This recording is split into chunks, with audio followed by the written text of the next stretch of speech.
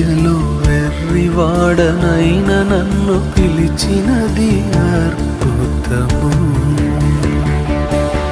దేనికి పాత్రను కాదు, ఇది కృపయే, వేరేమి లేదు. నేను దేనికి పాత్రను కాదు, ఇది కృపయే,